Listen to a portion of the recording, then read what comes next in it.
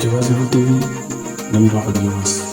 di nuyu également honorable député ñoo ngi lay nuyu di la ziyaare dañoo miinantewul waaye xamante nañu 2009 boobu nga wax yaakaar naa bokk naa ci ñi ci gënoon sonn pour espoir bi ñu amoon ci Alioune Sarr mu sotti ànd bi ngay wax it am na yu ma ci fàttaliku. vous nos amis de la presse ñu ngi leen di nuyuwaat baax a baax lii Adama wax dafa am solo ma jël kàddu pour def ay précisions ndax Abdou Aziz nag 2009 2010 Alioune Sarr laa jàppale woon espoir laa ci amoon tout en étant libéral yàlla dimbale ma fu ñu demoon dama leen wax ne kii may jàppale day bés bu ma gisee ne wàcc na tànk yi taxoon ma koy jàppale danaa doon son premier adversaire 1 an laa ci am loolu dara jëlu ma ci ma ànd ak notre sœur Ndeye Fatou Ndiaye. On a travaillé 11 ans jour pour jour ci PDS ba bi mu demee ba en tant que responsable départemental Macky Sall talal ko loxo ma fekk si ko tout en étant libéral ndax it maa ko yéenal sa bopp maa gisoon ne jigéen la te jigéen dañ leen a war a jàppale loolu yéene la yërmande la ak it mu jaraloon ma lu ne.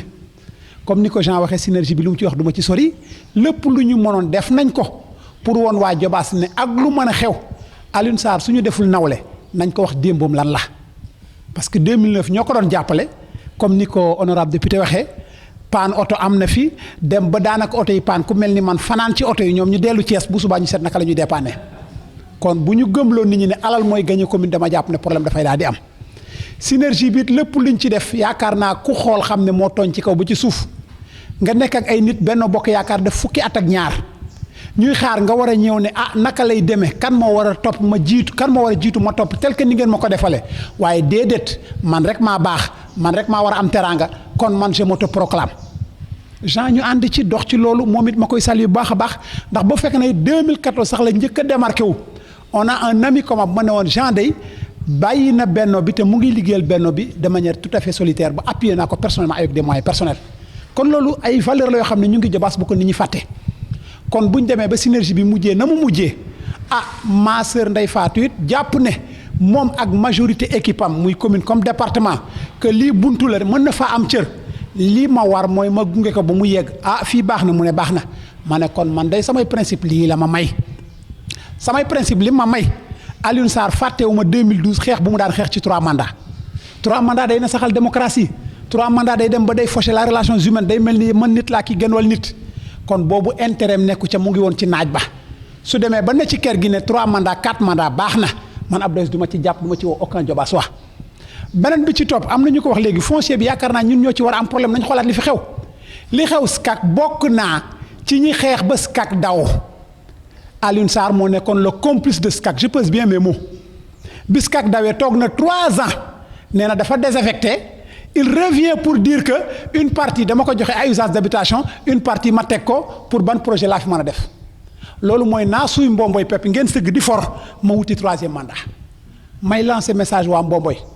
suuf soosu Alioune Sarr da leen koo jox jàpp naa ne toog di ko séddoo à raison de extrait ou 10 000 moyennant âge bu ñu délimité su ma sañoon nañ ko teg ci suuf local yi Alioune Sarr dina fi jóge ci nii wala ci nale et ñu xoolaat suufu mbomboy saytu ko xool lan moo ci war a mën a nekk.